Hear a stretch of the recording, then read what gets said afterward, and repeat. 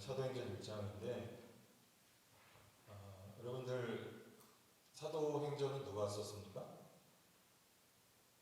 누가 갔었죠? 사도행전은 누가 갔었어요? 이건 후편이고 전편이 있어요. 전편은 복음서 가운데 있는데 누가복음이 전편입니다. 그리고 사도행전은 후속편이라고 생각하면 돼요. 마이클 베이는 트랜스포머를 몇 편까지 만들었어요? 5편까지 만들었죠. 번외로 하나 더 만들었어요. 범블비라고 하는 거. 6개 만들었는데 누가는 아쉽게도 2개를 만들었습니다. 저작했어요. 누가복음과 사도행전, 전편과 후편 이렇게 보면 돼요. 수신자는 누굽니까? 데오빌로죠. 데오빌로 누군지 아는 분? 그건 아무도 몰라요. 데오빌로가 누군지 설은 있지만 정확하게 이 사람이 누구를 말한다 알지 못합니다. 그러나 성경에 누가복음에도 데오빌로 가까이에게 그리고 사도행전에도 데오빌로에게 누가가 기록을 했습니다. 혹시 누가의 직업 아는 사람 있어요? 누가는 의사였죠.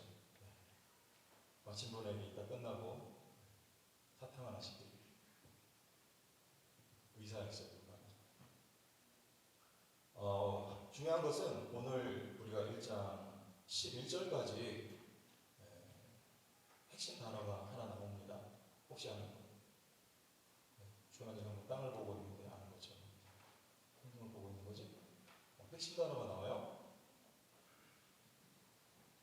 성령이죠. 몇 번 나옵니까? 3번. 이 짧은 절에 3번 나온다는 건 굉장히 중요하다는 말이에요. 그리고 간접적으로는 4번 나옵니다. 성령이라는 간접적으로 포함해서 4번 나와요. 예수님께서 이 땅에 오셔서 누가복음 전편에는 우리 사도행전 1절에 보니까 뭐라고 해요? 전편에는 어떤 내용이 기록되어 있다고 해요? 예수님이 이 땅에 오셔서 행하시고 가르치시는 것, 그리고 마지막에 부활하시기 전에 제자들에게 마지막 명령하시는 것. 그런데 중요한 건 뭡니까? 중요한 단어 성령이죠. 오늘 말씀 뭐라 그래요? 성령으로 명하셨다. 성령으로라는 말은 성령을 통하여 이런 말이에요. 통하여. 영어로 뭐예요? 통하여. 쓰러지잖아. 쓰러운 이렇게 쓰러. 성령을 통하여. 이게 중요한 말이에요. 성령은 예수님의 삶에 탄생부터 돌아가시고 부활하실 때까지 관여하셨어요. 예수님 탄생하실 때 우리 사도신경 암송할 때 뭐라고 해요? 무엇으로 잉태하사? 성령으로 잉태하사. 성령으로 잉태하시고 예수님이 세례 받으실 때 요단강에서 하늘에서 무엇이 내려옵니까? 성령이 비둘기같이 예수님이 내려오세요. 예수님이 사역하실 때 성령으로 사역하시고 십자가에 돌아가시고 부활하실 때 로마서 1장에 보니까 성결의 영으로 부활을 하셨다. 탄생부터 죽으시고 부활하실 때까지 성령은 뗄 수가 없습니다. 그런데 이상하잖아요. 왜? 예수님은 누구세요? 하나님인데 독단적으로 예수님께서 행하시고 사역하셔도 충분한데 왜 성령을 통하여 하실까요? 예수님은 여러분 1대 공부하시는 분들 알 거예요. 완전한 하나님이고 완전한 사람이세요. 하나님 몇 퍼센트? 100%. 이렇게 하니까 제가 영어 잘하는 거 같죠? 100%. 사람 몇 퍼센트? 묻지마. 비슷하잖아 우리. 사람 몇 퍼센트? 이거 대답해봐요. 몇 퍼센트? 수빈이? 80%? 누구예요? 히? 저기 우리 방송실에 거기 그래 나중에 보자. 사람 몇 퍼센트? 100%. 신기하잖아요. 그래서 이것을 뭐라고 하냐면 신비라고 하는 거예요. 우리 머리로 이해가 안 돼요. 그러나 성경은 완전한 하나님이고 완전한 사람이세요. 그래서 예수님이 이 땅에 태어나시고 사역하신 동안에 성령이 함께 아니시고 예수님은 항상 성령으로 역사하셨어요. 그러면 예수님만이 아니고 지금 뭐라고 해요? 승천하시면서 제자들에게 무엇으로 부탁하셨다고 해요? 성령으로 부탁하셨다 그래요. 예수님께서 하시던 일을 지금 제자들에게 맡기셨어요. 제자는 누구예요? 여러분들이잖아요. 교회가 제자, 교회에게 부탁하셨어요. 그러면 교회는 예수님이 하시던 일을 어떻게 하면 될까요? 전치사 하나 여러분 골라보세요. 뭐예요? 성령으로 해야 돼요. 여러분의 인생에 승리하는 절대적인 비결이에요. 무엇으로? 성령으로 여러분이 살아가야 돼요. 그러면 성공합니다. 승리합니다. 성공이라는 개념 여러분 세상에서 가져오지 마세요. 성경에서 말하는 성공의 개념이 있는 거예요. 그런 의미에서 성공하는 인생을 살게 돼요. 그럼 제가 설교 준비할 때 있잖아요. 특히 새벽에 준비할 때 어느 날에 그래요. 요즘 계시록 하잖아요. 우리 생명의 삶의 계시록인데 계시록 할 때 제가 막 마음을 먹어요. 어떻게 먹냐면 내가 이거를 열심히 준비하고 막 해가지고 새벽에 나가서 멋지게 해야지. 그리고 새벽에 막 잠도 안 자고 일어나가지고 하잖아요. 그러면 마음 먹은 것처럼 될까요? 이런 경험 굉장히 많이 했어요. 아 그게 아니구나 이거지. 그래서 알았어요. 그런다면요 아무리 성경책 붙들고 이거를 막 후벼 파도 깨달아지지가 않아. 그리고 앞에 나가서 뭘 말해야 될지 모르겠어요. 그때 신기해요. 그런데 그런 마음을 다 내려놓고 어떻게 하냐면 아침에 일어나서 저는 주로 새벽 예배 설교 준비를 더 일찍 일어나서 하는 편이거든요. 1시간, 2시간 전에 일어나가지고 의자에 탁 앉아서 그런 생각 다 내버려놓고 기도해요. 하나님 말씀 깨달아지게 해주시고 깨달아진 것을 새벽에 나온 성도들과 함께 나누게 도와주시기 바랍니다. 이렇게 간절히 기도하고 성경을 탁 들여다보잖아요. 그럼 놀랍게도 제가 막 그럼 열심히 마음을 먹었을 때보다 내려놓고 하나님 의지하고 성경 보면 이 성경이 깨달아지기 시작해요. 몰랐던 것에 막 깨달아지고요. 단어 하나가 그렇게 깊이 저에게 다가오는 역사도 경험해요. 그리고 나가서 설교를 하면요. 훨씬 낫습니다. 잘하는 건 아니지만. 무슨 말이에요? 설교 한 편도 제 힘으로 할 때는요. 안 돼요. 그런데 무엇으로? 성령으로 하면 된답니다. 여러분 공부할 때는요. 무엇으로 공부하면 될까요? 기도하고 하는 거예요. 성령으로 공부하는 거예요. 여러분의 삶을요. 누구에게 맡겨요? 성령으로 살아가는 삶. 많이 막 적는데, 그치? 그런 거 공부할 때 그렇게 하는 거예요. 좀 무서워. 그리고 여러분 전도할 때 있잖아요. 제가 목사니까 전도 잘할까요? 못할까요? 마음이 담대할까요? 쪼그라들까요? 어쩔 때 담대할 때도 있어요. 그런데 많은 경우에 있어서 부담이 굉장히 돼요. 왜냐하면 그럼 이제 세명대회도 매주마다 나가거든요. 혼자 나갈 때도 있잖아요. 그러면은 막 부담 어쩔 때 막 부담돼요. 왜 그러냐면 내가 예수님이 죽으심과 부활을 전하는데 저 사람이 그 말을 듣고 나를 이상한 정신병자 취급하면 어떡하지? 이런 생각이 들어요. 그리고 내가 전하는 이 내용을 저 사람이 받아들이고 믿을까? 이건 도무지 믿을 수 없는 내용인데 아무리 내가 생각을 해도 예수님이 죽으시고 부활하시고 내가 그 예수님을 믿으면 나도 살아. 나도 영생을 얻어. 이게 나한테 믿어지는데 내가 전하는 상대방이 이것을 내가 믿는 것처럼 받아들이고 저 사람이 그렇게 생각해주고 나를 그렇게 대해줄까? 이런 생각이 막 드니까 굉장히 부담되고 솔직히 말하면 어떤 날은 나가서요. 이거 전도지 들고 나가서 한번 제가 말도 못 걸어보고 온 적도 있습니다. 근데 여러분 지금 여러분 혹시 그런 사람 없어요? 여러분 가운데? 전도 혹시 해본 사람 혹시 있겠죠? 지금 이 시대만 그럴까요? 교회 모여서 이렇게 박수치고 예배하는 것을 세상 사람들이 뭐라고 할까요? 미쳤다고 하지 않을까요? 그런데 우리만 그런 게 아니라 예수님도 그랬어요. 예수님 뭐라고 하셨어요? 내가 하나님의 아들이다.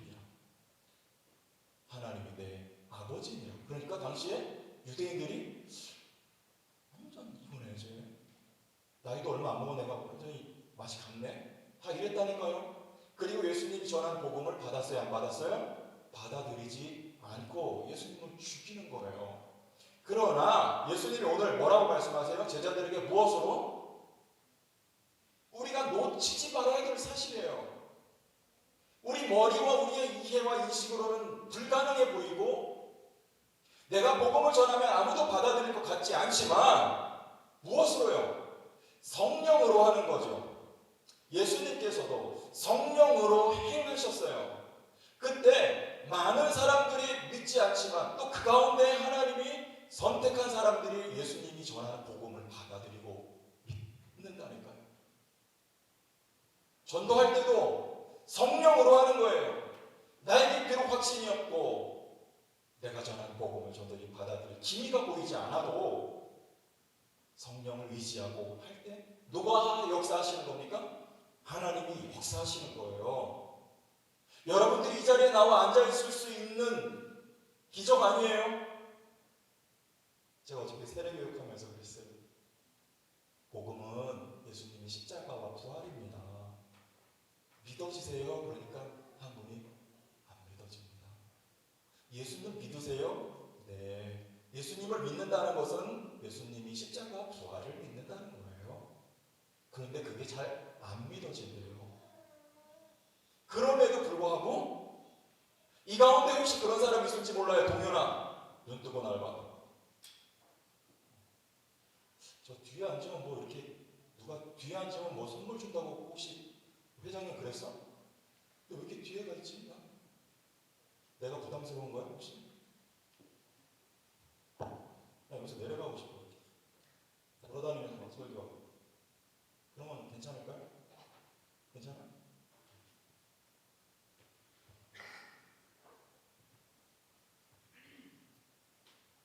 여러분 기억하세요? 무엇을 통하여? 성령을 통하여. 그러면 뭐 해야 돼요? 오늘 말씀해 보니까 뭐하라 그래요? 4절 보세요. 약속하신 것을 뭐하라? 4절 기다리라. 약속하신 것은 뭐예요? 성령이죠. 그럼 우리가 성령으로 하려면 먼저 뭐 해야 되냐면 사도행전 1장에서 뭐 해야 돼요? 2장의 성령이 오실 때까지 기다려야 돼요. 여러분 기다린다는 말을 바꿔서 말하면 사모한다는 말도 돼요. 찾는다는 말도 돼요. 일단 나오겠지만 기다려야 돼요. 내가 막 앞서가면 돼요? 안 돼요? 안 되죠. 뭐 해야 돼요? 오실 때까지 기다려야 돼요. 그런데 어떻게 기다려요? 먼 산 바라보면서 기다려요? 그게 아니고요. 뭐 합니까?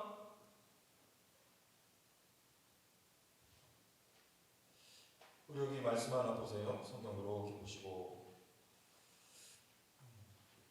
14절 찾았어요? 1장 14절 한 사람은 큰 소리를 읽어봐요. 뭐 하면서 기다리는지 시작.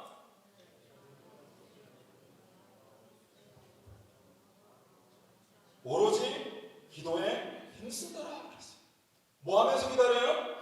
기도하면서 기다리는 거예요. 기도하면서 뭐가 올 때까지? 성령이 임할 때까지.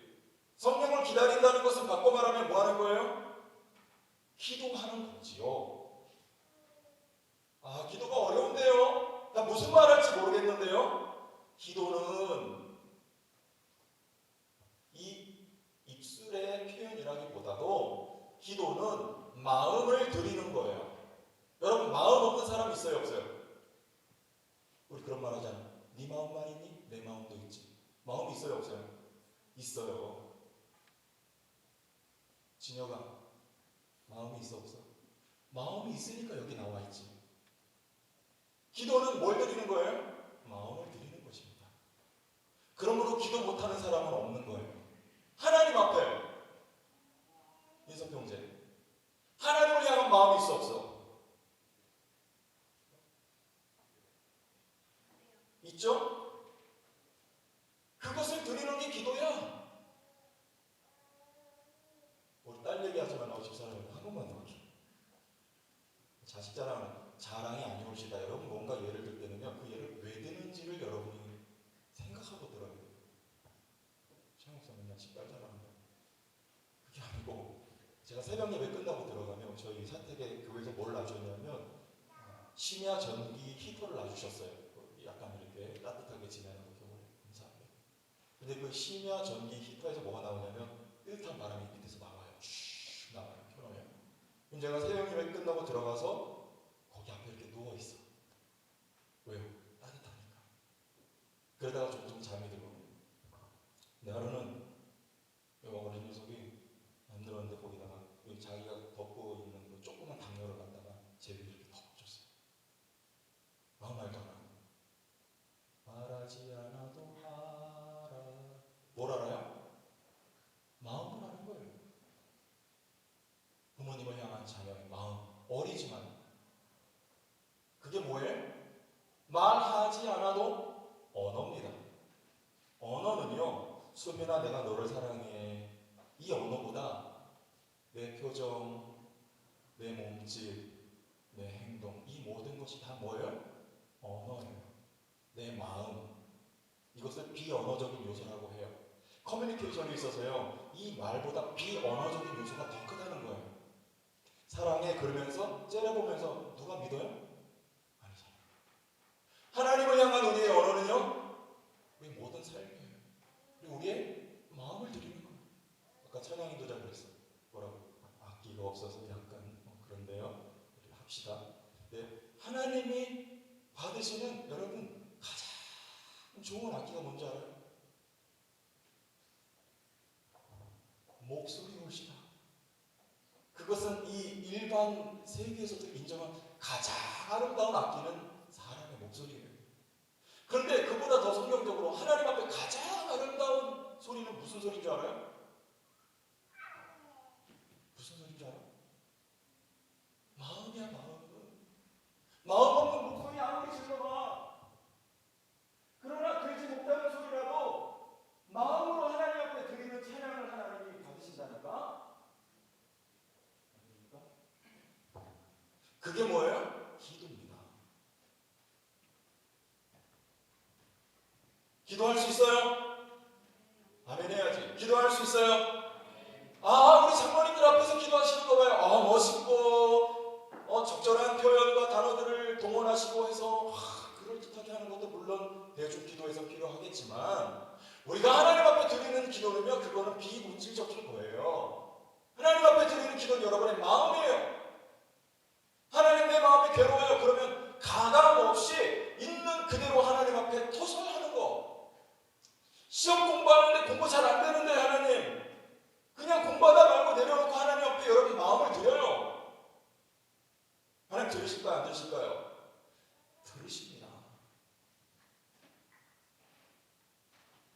뭐 하면서 기다려요? 기도하면서 기다리는 거예요. 누구를요? 대답해봐. 누구를? 저 뒤에 있는 4명 누구를? 그렇지. 호은이가 네가 대장 그렇고 있어야 돼. 좀 이렇게 옛날에 잘하다가 좀 잘 안 하죠. 기도하며 성령을 기다리는 여러분들 다 되기를 바랍니다. 기도하며 기다리는 거예요. 우리 올해 초에 청년부 수련할 때 제가 전했던 내용인데 한 번 더 말해볼게요. 못 들은 사람 있습니까? 제가 전에 사역했던 전도사 때 주일학교를 맡아서 했는데 거기 교회가 어떤 분들이 그 교회 구성원들이냐면 한센시병 환자들, 양성 환자죠. 그러니까 옮기지 않아요. 그러나 그분들이 모인 교회에서 주일학교를 제가 맡았어요. 저 그런 교회인지 모르고 갔어요. 갔더니 다 인사하고 다 하고 났더니 목사님이 그때서야 말씀하세요. 뭐냐면 미리 얘기하면 안 올까봐 말씀 안 하셨대요. 부임하고 인사까지 했는데 어떻게 해요? 거기 사역하는데 밖에 나가서 전도하자 그러니까요. 아무도 할 생각을 못해요. 선생님들이 해본 적이 없대요. 그렇지 않겠어요?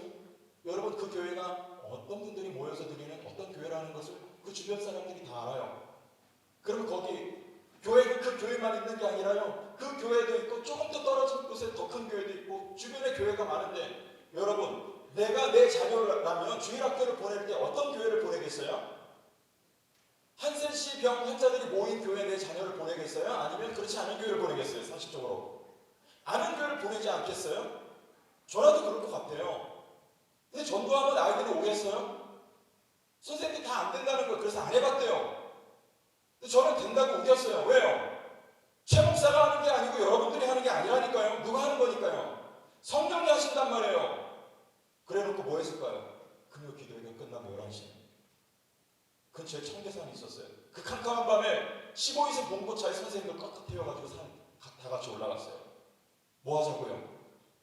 성령을 기다리자는 거예요. 뭐 하면서요? 기도하면서. 그러니까 피곤하니까 선생님들이 그 밤에 그 추운데 이맘때예요. 그 추운데 기도하자고 하니까 거기 올라가서 막 졸아요. 여자 선생님들이.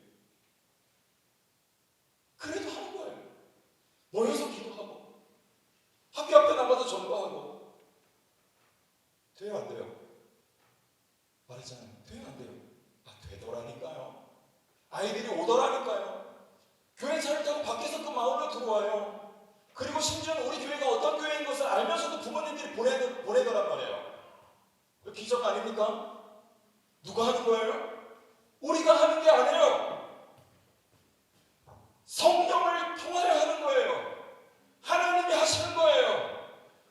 우리의 인생이 불가능해 보이는 것이 있다 할지라도 여러분의 삶에 하나님께 맡기면 누가 하시는 거예요? 성령이 하시는 거예요. 기다리면 돼요. 뭐 하면서? 기도하면서 기다려요. 여러분 기도는 마음을 드리는 거예요. 기도할 수 있어요. 오늘도 여러분들 하나님 앞에 기도하면서 성령의 역사를 기다리기를 바라요. 그럼 불가능해 보이는 것도 가능하게 되는 겁니다. 여러분 3부 예배에 여기 자리 많이 비었는데 채워진 게 될까요? 안 될까요? 어떻게 하나? 믿음 좋네. 됩니다. 누가 하시면 돼요? 최 목사가 하면 안 돼요. 하나님이 하시면 돼요. 성령 도와야 되는 겁니다. 우리 뭐 하면 돼요? 기도하면서 하나님의 앞서가심을 기다립니다. 아멘? 목적은 뭐예요? 한 가지만 더 봐요. 3절 목적이 나옵니다. 맞춰보세요. 목적이 뭔가? 다 같이 읽어봐요. 시작!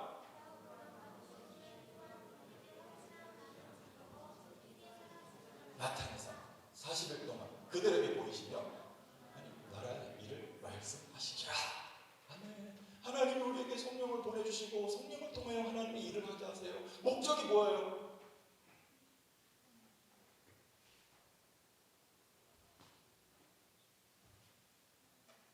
하나님 나라의 목적은 하나님 나라의 일. 이번 끊지 않고 해봐요. 하나님 나라. 시작! 이것이 목적입니다. 하나님 나라가 뭐예요 그러면? 천국이죠. 천국이 어디 있어요? 천국은요 1차적으로 어렵지만 여러분 자꾸 들어야지 이해가 돼요. 천국은요 죽어서 가는 특정한 장소가 천국이다 아니다? 아닙니다. 천국은요 천국이라는 표현 속에 여러분 오해가 있어서 그래요. 사후세계라는 표현은요 정확하게 말하면 성경적인 개념을 담고 있지는 않아요. 사후세계가 아니에요. 우리는요 천국을 바꿔 말하면 하나님의 나라예요. 그러면 하나님의 나라를 예수께서 무엇이라고 정의하셨어요? 하나님의 나라는 여기 있다 저기 있다가 아니고 당시에 유대인들 여러분 우리 수련회 가서 배웠잖아요. 어떻게 예수님이 말씀하실 때 어떤 선생님이 교육할 때 어떻게 되어 있어요? 이렇게 사방으로 뺑 둘러서 앉아 있고 가르치는 사람이 가운데 서서 가르치는 거예요. 그때 예수님이 하신 말씀이에요. 하나님 나라는 여기저기 있는 게 아니고 너희 가운데 있느니라. 그 말은 무슨 뜻입니까? Among you, 너희 가운데. 누가 하나님의 나라라는 말이에요? 예수님 자신이 하나님의 나라고 그 예수님이 계신 곳이 하나님의 나라예요. 그 말은 예수님이 통치하시는 그 영역을 말하는 거예요. 하나님의 나라는 저 특정한 장소가 아니에요. 왜요? 하나님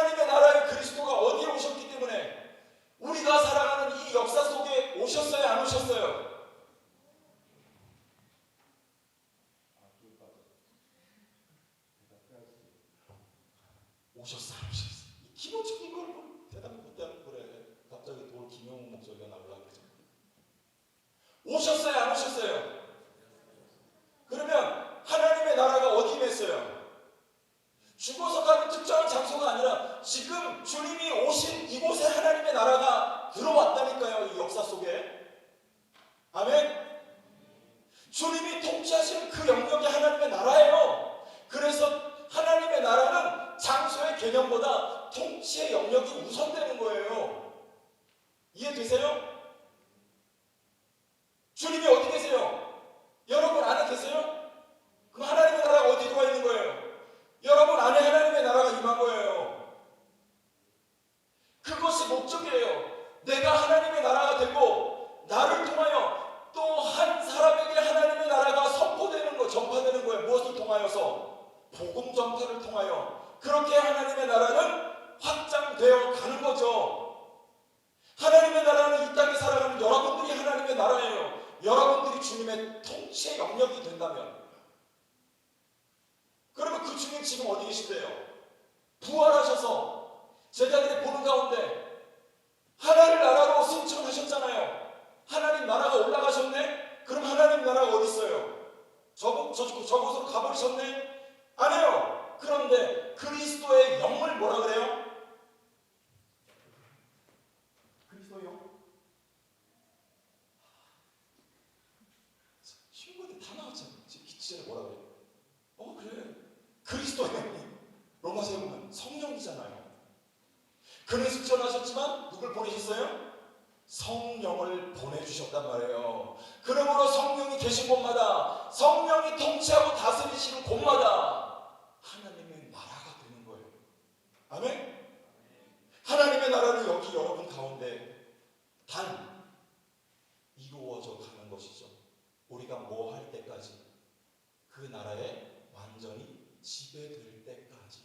바꿔 말하면 오늘 아침 목사님 말씀하신 순종하는 삶이 될 때까지. 누구의 인도하심에, 지배하심에, 다스리심에? 성령에. 아멘? 한 군데만 찾아보고 마칠게요. 누가복음 19장 찾아봅시다.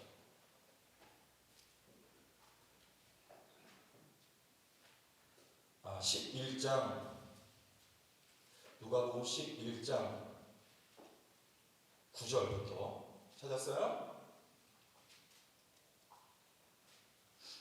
누가복음 11장 9절부터 내가 또 너희에게 이루노니 찾았나요? 우리 큰 소리로 읽어봐요. 시작! 내가 또 너희에게 이루노니 구하라! 그러면 너희에게 주실 것이요 찾으라! 그러면 찾아낼 것이요 문을 두드리라! 그러면 너희에게 열릴 것이니 구하는 이마다 뭐 할 것이요? 받을 것이요 찾는 이는 찾아낼 것이요 두드리는 이에게는 열릴 것이니라. 너희 중에 아버지 된 자로서 누가 아들이 생선을 달라 하는데 생선 대신에 뱀을 주며 알을 달라 하는데 전갈을 주겠냐? 다같이 너희가 악한 자라도 좋은 것을 자식에게 줄 알거든 하물며 너희 하늘의 아버지께서 구하는 자에게 무엇을요? 성령을 주시지 않겠느냐? 이거 누가 쓴 책이에요? 누가가 썼죠? 사도행전 누가 썼어요? 누가 썼어요? 누가가 썼잖아요. 사복음서 중에 누가복음에만 성령을 주시지 않겠느냐 이렇게 나와요. 그러면 구하라, 찾으라, 두드리라. 뭘 구하고 뭘 두드리고 뭘 찾으라는 말이에요? 성령인데. 목소리 봐라. 목적이 뭐라 그랬어요? 뭘 구하라는 거예요? 하나님의 나라를 구하라는 거예요. 누구의 통치와 지배, 성령의 다스림과 지배하는 그 하나님의 나라를 구할 때 하나님이 기쁘게 주신다 안 주신다? 주시겠다고 하신 약속의 말씀인 거예요. 아멘? 주안에 간증할 때 그랬잖아. 지난 얘기지만 알고 싶어요. 난 뭐 뜻이라는 게 잘 모르는데 알고 싶어요. 뭐하라? 뭐하라? 구하라. 아멘? 하나님이 자식이 구할 때 주신다 안 주신다? 하나님의 나라를 주십니다. 여러분의 삶에 성령의 다스림과 통치와 지배, 하나님의 나라가 이루어져 가기를 예수님의 이름으로 축원합니다. 오직 무엇으로요? 성령으로 살아갈 때 여러분 열매 맺는 삶이 되고 승리하는 여러분 인생이 되어요. 여러분 인생 전체를 누구에게 맡겨요? 성령의 인도하심에 맡기기를 바라요. 이스라엘 백성들이 광야에서, 그 광야가 여러분 어떤 광야인 줄 알아요? 네, 여러분이 그림만 봤는데 오늘 성지순례 가서 확실히 봤어요. 여러분 동영상 짧은 거 하나 보고 그렇게 맛있게요. 이런 광야예요. 제가 요르단 광야에 갔을 때 거기서 직접 촬영해 온 거예요. 여기 보세요. 풀 폭이 없어요. 버스 안에서 찍었어요. 그런데 이게요, 지평선인데 끝도 없어요. 이 광야가요. 이스라엘 백성들이 여기를 걸은 거예요. 그만 보여줘. 봐봐요.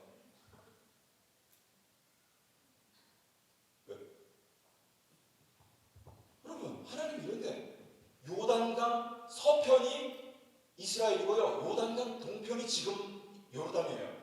이스라엘 백성들이 가나안 땅에 들어갈 때, 요단강 건너갈 때 지금 이 요르단 쪽으로 돌아서 건너갔어요. 그러면 이 요르단에 있는 저 지금 저 광야를 이스라엘 백성들이 걸었다 안 걸었다? 걸었어요. 저거보다 더 삭막한 광야는요, 시내 광야예요. 시내 반도에 불 한 폭이 없는 저런 뜨거운 광야를 이스라엘 백성들이 걸어갈 때 어디로 갈 줄 알아요? 그런데 누구를요? 불 기둥과 구름 기둥이라고 하는 기가 막힌 내비게이션 하나님이 주신 거예요. 누구만 따라가면 돼요? 불 기둥과 구름 기둥 따라가면 돼요. 그러면 그들이 가는 목적지가 분명한 거예요. 그리고 안전한 거예요. 그게 능력이 되는 거예요. 누가 지키니까 하나님이요. 여러분, 광야 같은 삶에 누굴 따라가면 되겠어요? 누구의 지배와 통치를 받으면 되겠어요? 성령의 지배와 통치와 불기둥과 구름기둥 같은 성령이 인도하심을 받아가는 여러분, 승리하는 삶이 다 되기를 바라요. 우리 젊은이들이요. 아멘.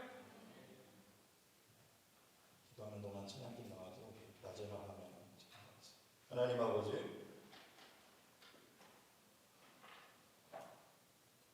사도행전은 오늘 이 시대에 성령으로서 우리의 삶에도 그대로 적용이 됩니다. 내 힘과 내 지혜와 내 가진 것 가지고 살지 않고 우리에게 주신 하나님의 나라, 그리스도의 영이신 성령을 따라 순종하며 앞세워 쫓아가는 우리 젊은이들 이 자리에 나온 모두가 되어 승리하는 인생, 성공하는 인생이 다 되게, 열매 맺는 인생이 되게 도와주옵소서. 예수님 이름으로 기도합니다.